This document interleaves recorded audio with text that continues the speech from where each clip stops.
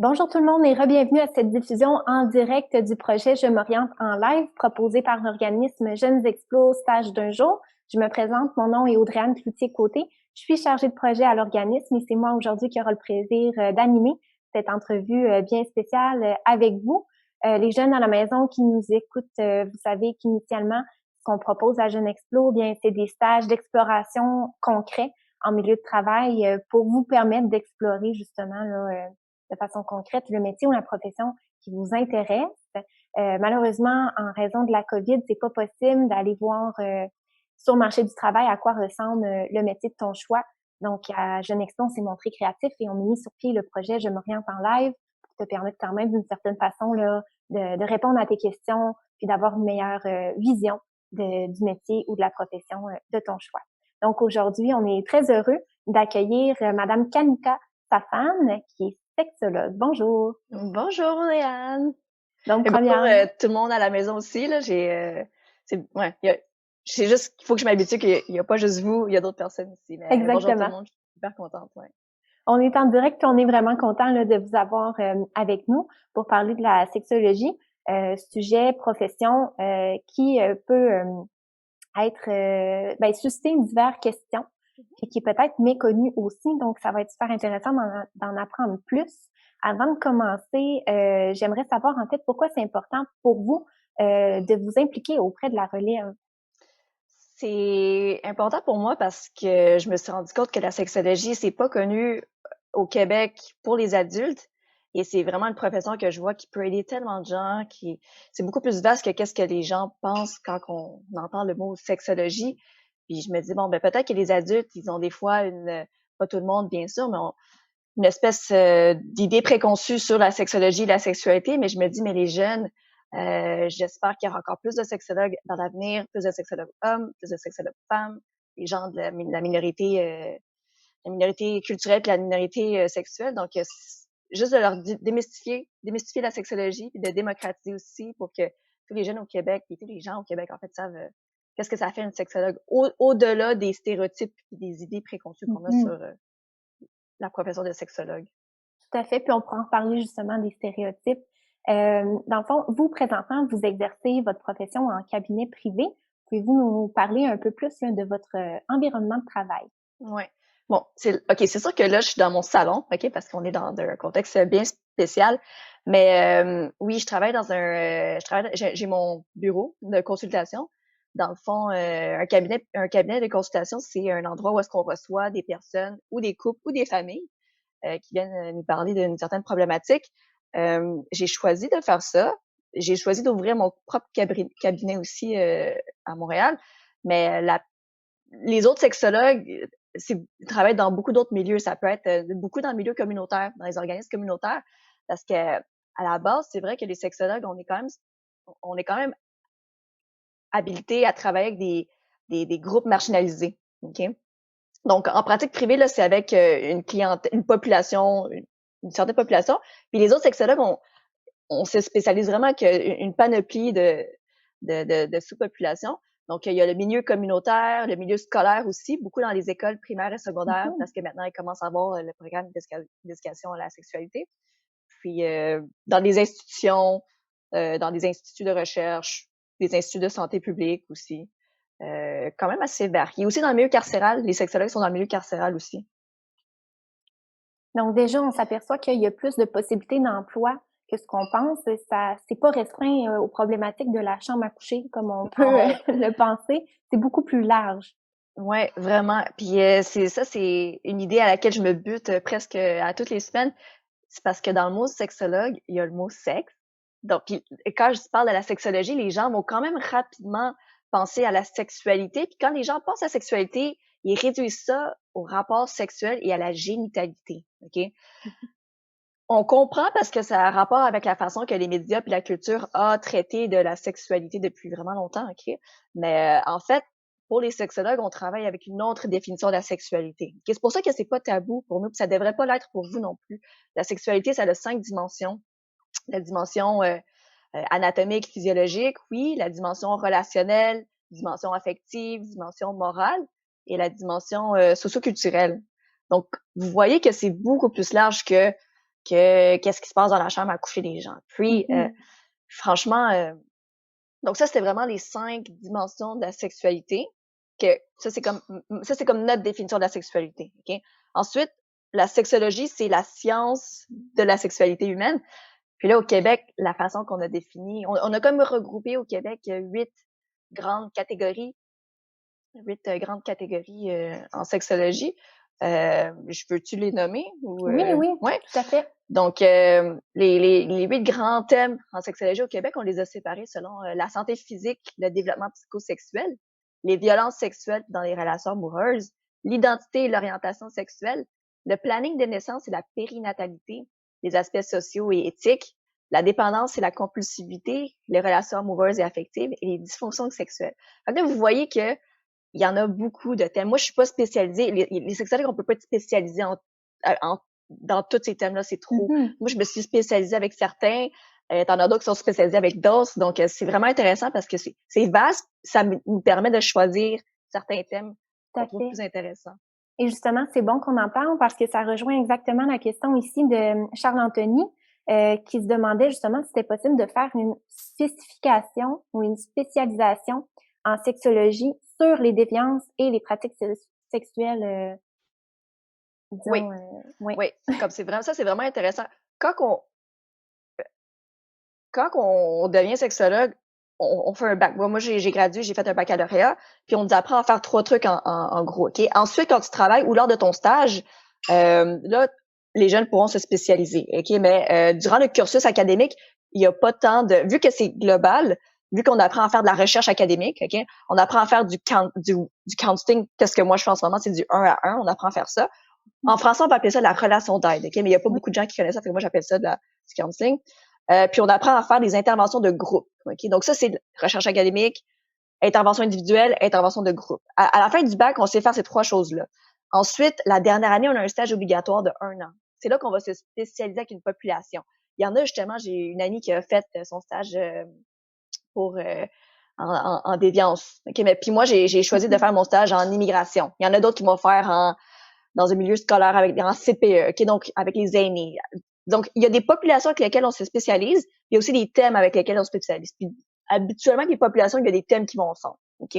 C'est pas imbriqué, là, mais il y a des thèmes qui vont ensemble. Donc, oui, c'est totalement possible. Sauf que quand on fait le bac, là, on apprend, tout le monde apprend, tous les sexologues, on est capable de faire les 3 choses. Puis, c'est après, je trouve que c'est vraiment après, qu'on est rendu sur le marché du travail, que là, on choisit des emplois qui font qu'on se spécialise vers une branche, vers une population, vers un thème en particulier. Excellent. J'espère que ça répond à ta question, Charles-Anthony. Là, on a abordé le thème de la formation. Ce que j'ai pu comprendre, en fait, c'est que pour devenir sexologue, ça prend un baccalauréat et ensuite, on fait partie d'un ordre professionnel, je crois. Oui, oui, c'est ça. Donc, minimalement, il faut un baccalauréat. On peut faire la maîtrise, puis un doctorat, bien sûr. Ensuite, pour dire que je suis sexologue, faut que je fasse partie d'un ordre. Un ordre professionnel, c'est une entité qui contrôle les professionnels. Un ordre, c'est fait pour protéger le public. Par exemple, sexologue, c'est un titre protégé. Donc, c'est un titre protégé dans le sens que c'est pas juste parce que quelqu'un gradue du bac en sexologie qui peut dire qu'il est sexologue. Il faut faire partie de l'ordre. L'ordre vérifie qu'on a les compétences nécessaires, qu'on a bien suivi la formation, qu'on a rempli les exigences pour dire qu'on est sexologue. Les gens, par exemple, j'ai des collègues qui sont gradués comme moi en sexologie, qui travaillent dans un milieu communautaire et qui n'ont pas besoin du titre de sexologue, donc ils ne vont pas payer c'est comme des milliers, c'est comme 1 000 $ par année. Donc eux, ils vont dire qu'ils sont bacheliers en sexologie ou professionnels en sexologie. On a la même formation, c'est juste que moi, je dois faire partie d'un ordre parce que je travaille au privé, puis aussi parce que les gens, il y a comme un aspect de crédibilité professionnelle pour dire que je suis sexologue. Puis, quand on fait partie d'un ordre, c'est vraiment pour la protection du public. Donc, moi, chaque année, je dois faire la formation continue, me mettre à jour. Puis, si jamais j'ai le public qui se rend compte que je suis pas professionnelle ou que je fais quelque chose de mauvais, eux, ils peuvent contacter l'ordre et l'ordre va venir me contrôler et m'inspecter. C'est ça. Une genre de médiation là, entre le client et puis vous à titre de professionnel.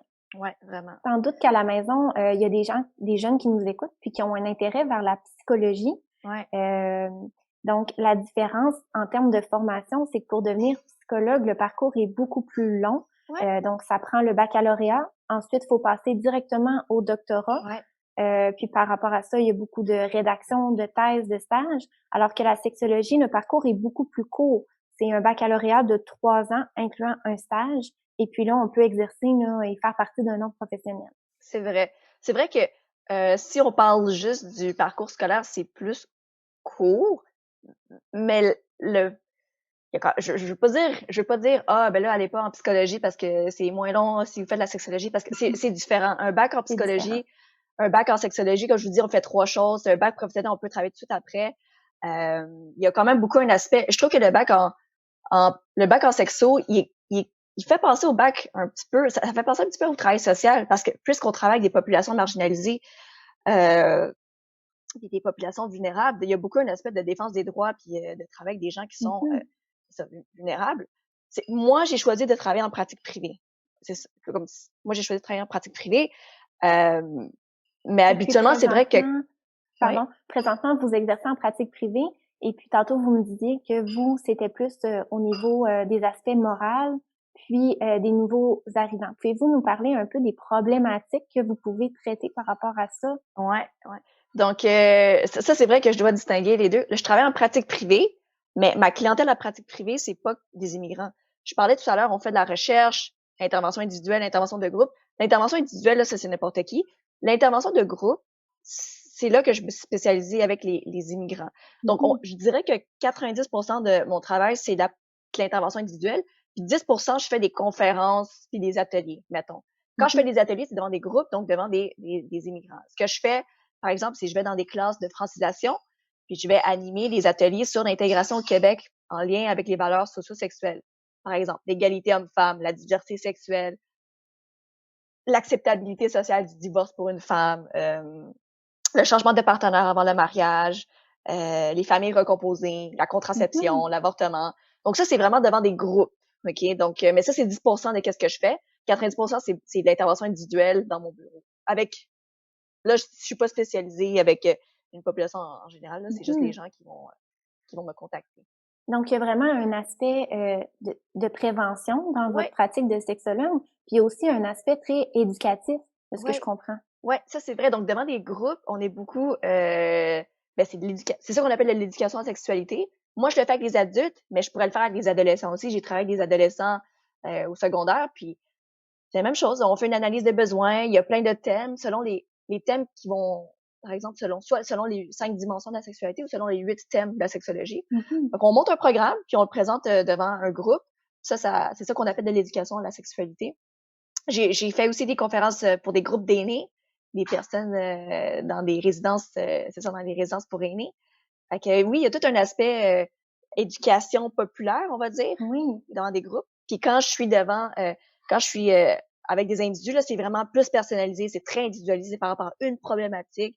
Puis ça, j'adore ça. Ce que j'aime tellement de la sexologie, c'est vaste. Puis on peut faire plein de choses à un niveau individuel, à un niveau communautaire. Puis j'espère voir plus de sexologues à un niveau politique, institutionnel, puis structurel. Mais Plus oui. tard. Ouais. Puis, pour faciliter votre travail, que ce soit en groupe ou en individuel, quel genre d'outils vous pouvez utiliser là, pour justement que les gens soient à l'aise d'en parler, parce qu'on s'entend que on peut avoir justement les stéréotypes derrière la tête, on peut se sentir des fois gêné d'aborder Oui. certains sujets. Fait qu'est-ce que vous avez des outils qui facilitent cette communication-là? Puis même si on parle pas de sexualité, juste aller parler de quelque chose de très intime à une inconnue, c'est intimidant. Par exemple, mais moi, quand j'étais au secondaire, il y avait une madame, je sais même plus c'est quoi son rôle, mais on pouvait aller lui parler sur l'heure du midi. Et l'infirmière aussi, elle faisait ça. Puis des fois, juste aller parler de quelque chose qui nous stresse, ben, à quelqu'un qu'on connaît pas, il y a comme toute c'est qui, est-ce qu'elle va me juger, tout ça. Donc, c'est vraiment normal de se sentir intimidé. Des fois, ce que j'utilise, surtout quand on parle des situations difficiles, là. Puis moi, je suis beaucoup mais c'est ça mon travail, là, on parle des émotions. Plutôt, j'utilise beaucoup cette roue des émotions-là. Là, on voit pas beaucoup, là, mais c'est une roue avec des six émotions de base au milieu. Puis il y a comme des déclinaisons ici. Puis quand je donne ça, parce que des fois, je peux dire, ah, ça te fait sentir comment, ça? N'importe quelle chose. Ça te fait sentir comment? Puis des fois, les gens sont comme, ouais, mal. Ah, correct, mais les émotions sont plus nuancées ça. Fait que je donne ça à la personne. Là, la personne peut regarder, ah, je me suis sentie humiliée, enragée. Fait que ça permet de donner des mots. de donner plus de mots. Sinon, je vais utiliser d'autres outils. Admettons, ça, c'est pour les couples. Toutes les carrés, c'est des tâches à la maison. Pas juste à la maison, des tâches à faire de notre vie en général, là, en 2020. Puis je vais dire au couple, OK, qui fait ça entre toi puis toi? C'est qui fait ça? Puis là, ils vont se séparer, tous les petits carrés, puis ils vont se rendre compte, des fois, il faut se rendre compte qu'une personne fait plus de tâches que l'autre. Puis la séparation des tâches, ça peut être source de conflit pour plusieurs couples et des parents aussi. J'ai aussi des cartes comme ça. Ça, c'est juste pour provoquer des discussions quand les gens sont gênés, quand ils répondent oui ou non, ben là, moi, ça complique quasiment mon travail. Fait que j'ai des questions. C'est juste des questions pour partir des discussions. Pour établir un lien de confiance avec la personne. Que la personne puisse savoir que moi, je suis là pour eux, que je suis pas là pour les juger, que ça reste confidentiel, puis que c'est ça. Fait que ça, c'est vraiment juste des petits aides, là. Mais c'est vrai que mon plus gros outil, c'est un papier puis un crayon. Un papier puis un crayon. Puis les sexologues, on dit toujours que notre plus grand outil, c'est nous. Moi, je suis mon outil. Oui. Ma capacité, ma caisse de résonance, puis moi comme personne. Puis quel genre de qualité ça prend pour être sexologue, selon vous? Ouais. C'est sûr qu'il faut être ouvert d'esprit. C'est sûr qu'il faut être ouvert d'esprit. Pas dans le sens, nous autres, les sexologues, on fait tout puis on accepte tout. Non. C'est de savoir que les gens, ils viennent de plusieurs milieux, ils ont un passé différent, puis d'accepter que, bon, ça, c'est différent de moi, mais c'est pas à propos de moi. On parle pas de moi. C'est savoir, cette personne-là, elle pense telle chose sur tel sujet, puis même si c'est vraiment fondamentalement contraire à ce que moi je crois, mais c'est pas à propos de moi, c'est que moi je veux aider la personne où est-ce qu'elle est à progresser puis à se sentir mieux puis à être plus heureuse. Donc l'ouverture d'esprit, c'est sûr, puis pas dans un sens comme j'accepte tout est correct. Non, il y a quand même des limites là. Puis tu sais, nous autres en fait, qu'est-ce qu'on préconise, c'est les expériences positives, consenties puis sécuritaires. Ça, c'est notre définition. Ensuite, tous les aspects de qu'est-ce qui est correct, moral ou non, là, ça dépend de la personne. Exact. Donc, il faut être ouvert d'esprit, il faut être très empathique aussi. Très empathique. Par exemple, une bonne écoute. Une bonne écoute, c'est pas juste dire, moi, mes amis, ils viennent me voir quand ils veulent parler de leurs problèmes. Non, c'est de savoir qu'on tombe pas dans la recherche de solutions. Puis que aussi, nous, on fait pas juste écouter, on fait pas juste prendre un téléphone puis mettre ça sur le mur. C'est qu'après, nous, c'est de voir nos limites. Est-ce que ça nous affecte? Est-ce qu'on revient avec ça à la maison? C'est où notre limite? Des fois, il y a des gens qui sont tellement des bons amis qui font juste écouter, qui mettent les besoins des autres avant les siens, les leurs. Donc, ouverture d'esprit, bonne écoute. Authenticité. Authenticité, c'est sûr. Authenticité. Puis non-jugement. Vraiment le non-jugement. Le non-jugement, je pense que c'est le plus important. Peut-être le plus difficile parce qu'on peut pas être à 100% objectif. On a quand même nos lunettes à nous. Mais c'est ça. C'est ça que je dirais. Excellent. Il y a ici 2 questions qui se ressemblent de la part de Claudia et de Sophie qui s'interrogent en lien avec la formation. Ouais. Là, on a parlé que dans votre parcours à vous, personnellement, vous avez fait le baccalauréat, vous faites partie de l'Ordre des sexologues, mais il y a de vos collègues aussi qui ont poursuivi à la maîtrise. Oui. Quel est le plus à accéder à la maîtrise pour les possibilités d'emploi? OK, bonne question, très bonne question. Donc, la maîtrise, il y a deux volets. Il y a la maîtrise clinique, puis il y a la maîtrise recherche-intervention. Par exemple, la maîtrise clinique, OK, c'est des gens qui vont travailler comme moi, dans un bureau. Ils vont faire avec des individus, des couples ou des familles. La différence entre la maîtrise clinique, c'est les gens vont avoir le permis de psychothérapie. Fait que là, ils vont faire partie de l'ordre des sexologues. Ils vont aussi faire partie d'un autre ordre, l'ordre des psychothérapeutes. Okay? Donc ça, c'est 2 ordres. Puis ça, la psychothérapie, c'est un acte protégé. Donc, psychothérapeute, c'est un titre protégé et un acte protégé. Dans le fond, moi, j'ai le titre protégé de sexologue. Okay? Mais je ne fais pas de la psychothérapie. Comment qu'on va définir, puis quand on le regarde, il n'y a pas de différence qu'on travaille tous les deux. Admettons, moi, je suis sexologue. Puis après, tu as des sexologues psychothérapeutes. Quand on le regarde, on voit pas de différence parce qu'on travaille dans les mêmes bureaux. Mais la différence, ça va plus être dans les interventions qu'on va faire avec les clients. Par exemple, moi, c'est des interventions qui sont basées sur le ici, le maintenant, l'avenir. Tandis que les sexologues psychothérapeutes, ça va être dans une optique de guérison. Dans une optique de guérison, de diagnostic, un changement profond de la personnalité. Okay? Pour des problèmes chroniques, mettons. Tandis que moi, ça va être par rapport à quelque chose qui s'est passé récemment, un problème circonscrit, puis je vais pas faire on va pas travailler en profondeur l'enfance, par exemple. Il n'y a pas de retour profond dans le passé. On est Mhm. dans le ici, maintenant, axé vers le futur. OK? Tandis que la psychothérapie, c'est un travail plus de longue haleine qui peut diagnostiquer, peut faire des rapports médico-légaux en cours, c'est ça, le tribunal, ces trucs-là. Puis c'est plus du long terme, puis c'est dans une optique de plus profond. Donc, je dirais que c'est peut-être la différence comme des médecins puis des chirurgiens. OK?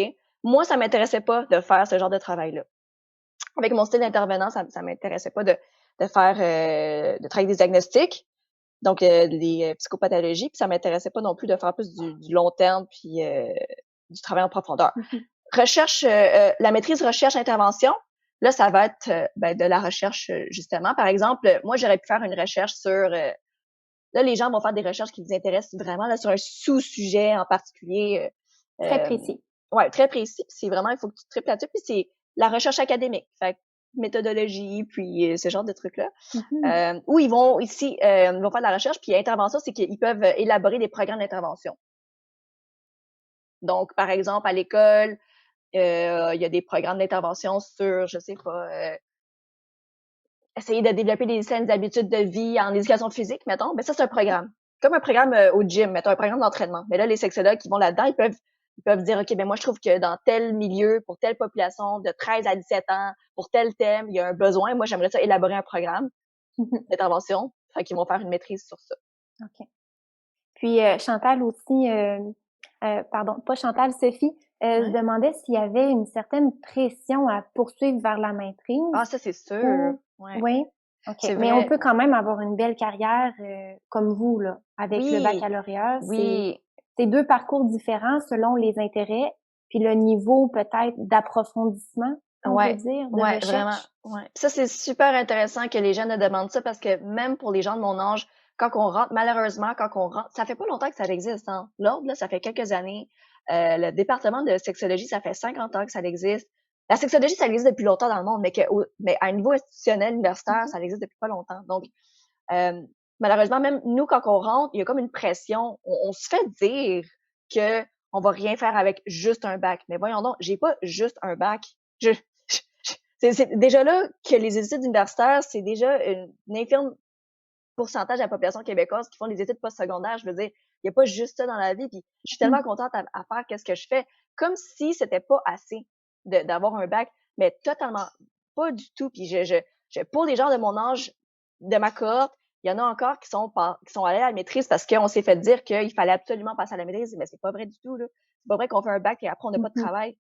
C'est Les juste, deux il y a options comme sont possibles. vraiment, puis j'espère que vraiment qu'avec le temps, cette espèce de pression puis d'endoctrination universitaire va cesser parce que vraiment, c'est comme si on pensait que tous les avocats veulent devenir notaires, tous les médecins veulent devenir chirurgiens, puis, puis c'est ça, comme c'est juste, c'est pas vrai, c'est pas vrai, puis c'est totalement possible d'avoir une belle carrière puis des belles opportunités en étant que sexologue. Excellent. Ben, merci pour les précisions. Je reviendrai peut-être avec l'aspect plus éducatif et Mhm, prévention mhm, auprès d'une clientèle peut-être plus jeunesse. mhm. Je sais que vous avez débuté votre carrière dans le communautaire. Il y a Ouais, aussi des sexologues qui travaillent à la DPJ. Qu'est-ce ouais. qu'on souhaite travailler auprès de la clientèle jeunesse? La clientèle jeunesse, par exemple, adolescent, disons, ça va être la promotion des relations égalitaires, comment dire? Ou bien là, au ministère, je crois qu'ils vont remettre sur pied là, Oui, les cours oui, en puis lien avec oui, l'éducation sexuelle. Ça, oui, ça puis pourrait être aussi en lien. je suis en train de penser à ces thèmes-là, puis il y en a tellement justement, puis c'est des thèmes comme, oui, la promotion des relations égalitaires, aussi bien sûr la prévention des violences, tous les types de Mhm. violences, le fonctionnement, le développement psychosexuel, donc le corps, ok, le corps, la puberté, le changement corporel, la construction identitaire. C'est tout un âge où est-ce qu'on apprend il y a beaucoup de changements. Euh, beaucoup de changements avec l'adolescence. Puis, je, trou- je trouve que la promotion des relations égalitaires, c'est vraiment important parce qu'à un niveau, là, je le vois comme à un point. Pour les adultes, c'est que, vous savez, l'Institut de santé publique du Québec décrète que la violence conjugale, c'est un problème de santé publique. ce qui est vraiment fou parce que c'est comme tabou. C'est comme si on n'en parlait pas. On n'en parle pas comme des infections, mettons. Mais Mhm. c'est tellement commun, c'est tellement vaste. Comment est-ce qu'on prévient la violence conjugale? Ça serait de, à la base, euh, montrer aux gens qu'est-ce que c'est une relation, où est-ce qu'il y a du respect, de la mutualité, consentement. Euh, donc ça, c'est vraiment important. Bien sûr, on a le thème des identités puis des orientations sexuelles. Ça, c'est juste respecter la diversité. Ça, c'est la diversité sexuelle. On veut aussi développer le jugement critique des jeunes par rapport à la sexualisation dans les espaces publics. Parce qu'on voit, comme dans les vidéoclips, dans les publicités, on utilise beaucoup la sexualité pour vendre.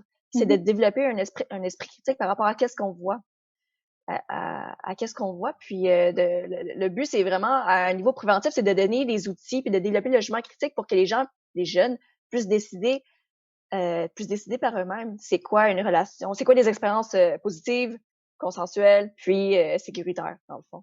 C'est vraiment, là, c'est d'outiller les futurs citoyens de demain, là. Excellent. Super. Ben, merci beaucoup pour les précisions. Vraiment, c'était très intéressant. C'est tout le temps qu'on a, malheureusement. À la maison, si vous avez d'autres questions là, pour Madame Safan, simplement écrire vos questions dans l'onglet commentaires, puis elle pourra y répondre Oui, un peu plus tard, certainement. Donc, là-dessus, bien, pour les jeunes qui nous écoutent, je tiens à vous remercier d'avoir pris le temps, les moyens concrets là, de vous connecter avec nous pour en apprendre plus sur cette profession qui était peut-être méconnue au départ. Je pense que ça a pu éclairer beaucoup de personnes qui nous écoutent. Puis bien sûr, Madame Safan, ben merci énormément pour votre temps aujourd'hui. mais non, Ça merci à vous, je suis fait tellement contente. vraiment intéressant. Donc là-dessus, je vous souhaite une belle journée à tous, puis à bientôt.